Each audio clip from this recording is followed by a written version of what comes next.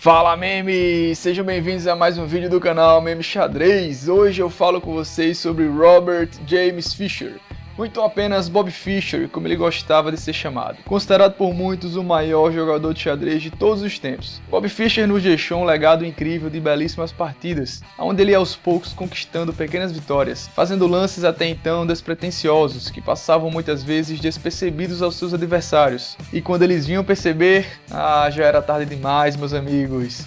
Fischer conseguia esmagá-los, deixá-los sem saída, até o ponto deles abandonarem a partida. Um jogador polêmico e de personalidade forte, Fischer destacou-se ainda mais pela sua genialidade nos tabuleiros, com lances que até hoje não são compreendidos nem pelos maiores estudiosos de xadrez e grandes mestres do mundo inteiro. Bob Fischer dedicou toda a sua vida a esse jogo, e além das suas partidas, ele deixou várias outras contribuições que sem elas, acredite, o xadrez hoje não seria o mesmo. E se você é fã do Bob Fischer, assim como eu, fica aqui e assiste esse vídeo, pois agora eu vou te apresentar 6 incríveis contribuições de Bob Fischer ao xadrez. Como primeira contribuição, eu apresento para vocês o xadrez do Fischer. Mas calma, eu não vou apresentar para vocês aqui uma partida do Bob Fischer, não é isso. Acontece que no ano de 1996, Bob Fischer criou um jogo variante do xadrez em que existe uma ordem alterada das peças na posição inicial. Também conhecido como xadrez aleatório do Fischer, ou apenas xadrez 960, que é uma referência às suas 960 posições iniciais de peças. Essa variante do jogo apresenta uma formação inicial aleatória, porém é necessário que alguns parâmetros sejam seguidos para que as peças sejam organizadas. Por exemplo, os bispos devem permanecer em casas de cores diferentes, e já o rei deve continuar situado entre as duas torres, tal como no xadrez normal. No xadrez do Fischer também é possível rocar para as duas alas. Além disso, é necessário que exista uma simetria entre as peças brancas e negras. Enquanto aos peões, bom, nada muda. Eles continuam na segunda e na sétima fileira, assim como no xadrez convencional. Fischer criou esta variante com o intuito de fazer com que os jogadores se utilizassem do seu talento e criatividade para jogar, e não apenas que eles fizessem lances decorados na abertura. No xadrez convencional existe apenas uma posição inicial. Para esta posição inicial, dezenas de aberturas, e para essas dezenas de aberturas, dezenas de variantes. Pessoas com boa memória, como grandes mestres em geral, conseguem um bom domínio em relação a essas centenas de possibilidades para o xadrez convencional. Já no xadrez do Fischer, é diferente, meus amigos. Existem mais de 960 posições iniciais, e para cada uma dessas posições existem dezenas de aberturas, que por consequência para cada abertura temos dezenas de variantes. Ou seja, as possibilidades são cerca de 1000 vezes maiores que no xadrez convencional. Isso torna humanamente impossível o estudo de aberturas para o xadrez do Fischer, fazendo assim com que os jogadores que joguem essa modalidade se utilizem da sua criatividade. A contribuição número 2 de Bob Fischer é o relógio com incremento. O Fischer presenteou o xadrez também com um sistema diferente de relógio e de marcação de tempo que existia antes. Tem uma grande chance de você já ter se utilizado dessa invenção para jogar alguma partida de xadrez, e talvez você nem saiba que foi o Bob Fischer que patenteou esse sistema na década de 90. E eu estou falando com você sobre o incremento no relógio, que também é conhecido como bônus do Fischer. Esse é um sistema que consiste em ter uma quantidade pré-estabelecida de tempo que é adicionada ao tempo principal dos jogadores após cada lance feito. Por exemplo, se o controle de tempo for de 3 mais 2, isso significa que os jogadores terão 3 minutos como tempo principal, mais um aumento de 2 segundos que serão adicionados ao seu tempo principal por cada lance feito, desde que o tempo não chegue a zero. Hoje, esse tipo de sistema de acréscimo por lance, criado pelo Bob Fischer, é uma prática padrão em torneios de alto nível realizados pelo mundo inteiro.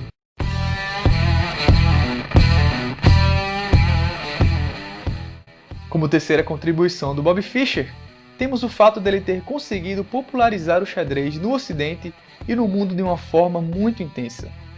Fischer conseguiu trazer o xadrez da obscuridade dos parques e clubes do Brooklyn para as manchetes da mídia internacional. Ele fez do xadrez um jogo mundial.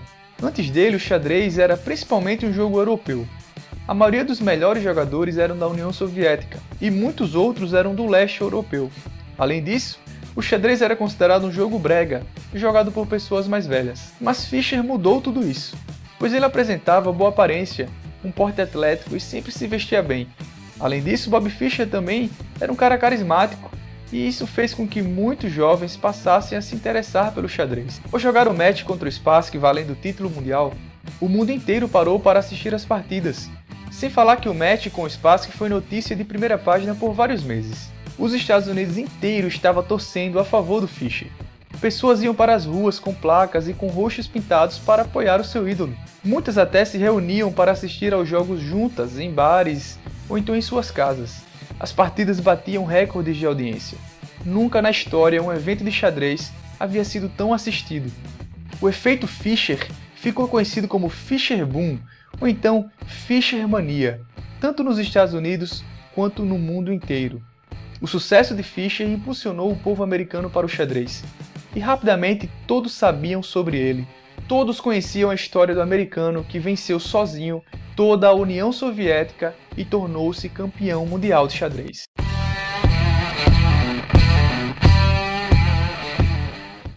Na quarta contribuição, eu não posso deixar de citar a mãozinha que Bob Fischer deu para a profissionalização do xadrez. Bob Fischer era muito insatisfeito com os valores das premiações que eram pagas em torneios de xadrez. Além disso, ele era insatisfeito também com a forma que os Estados Unidos tratavam os jogadores profissionais de xadrez que existiam na época, inclusive ele mesmo. Fischer achava que os jogadores de xadrez deveriam ser mais valorizados e que tivessem melhores condições para jogar. Ele chegou a dizer em uma entrevista que os russos eram melhores jogadores de xadrez por serem financiados pelo governo e que por esse motivo eles poderiam se dedicar apenas ao xadrez. Confira o trecho da entrevista em que ele fala isso. Why is it that the Russians dominate the chess world? What have they got?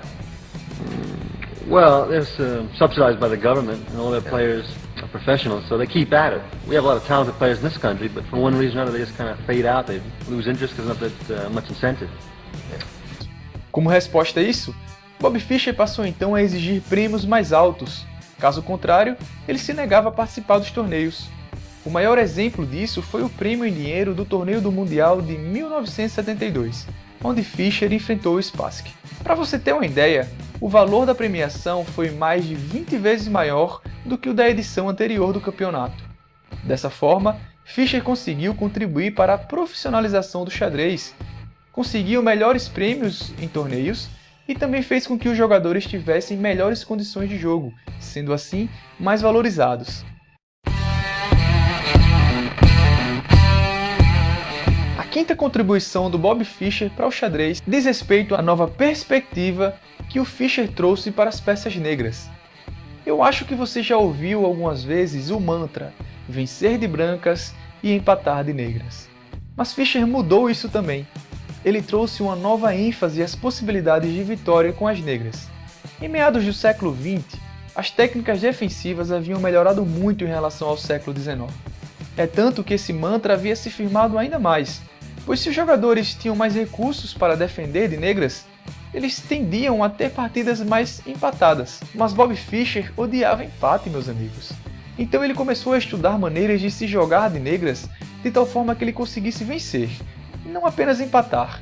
Ele conseguiu destaque jogando, por exemplo, de forma muito agressiva, a siciliana Najdorf e a defesa índia do rei, muitas vezes com vantagem ao longo da partida. Fischer mudou a maneira como os jogadores de xadrez encaravam o papel das negras.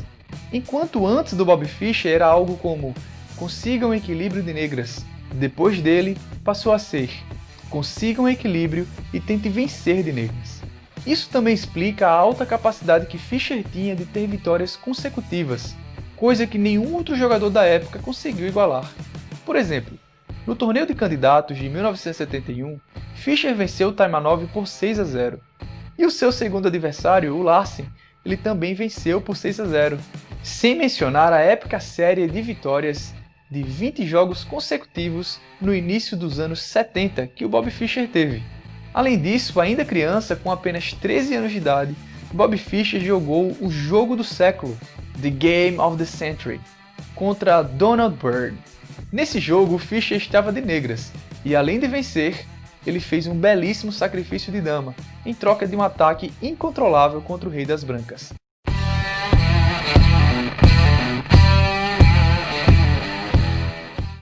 Para a sexta contribuição do Bob Fischer ao xadrez, eu te faço uma pergunta.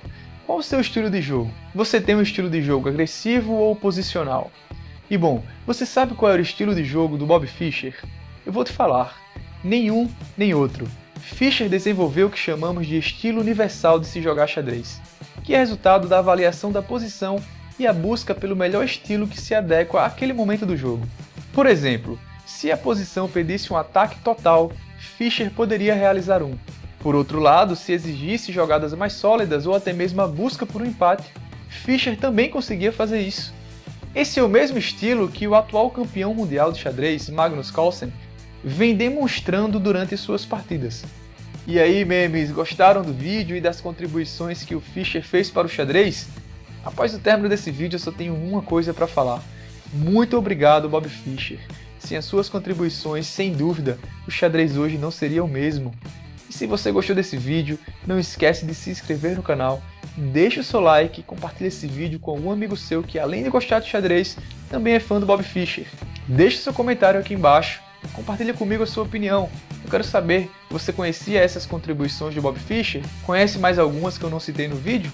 Coloca aqui nos comentários, quem sabe eu não faço uma parte 2. Além disso, não esquece de seguir o Meme Xadrez no Instagram para se divertir com os memes diários que eu posto lá.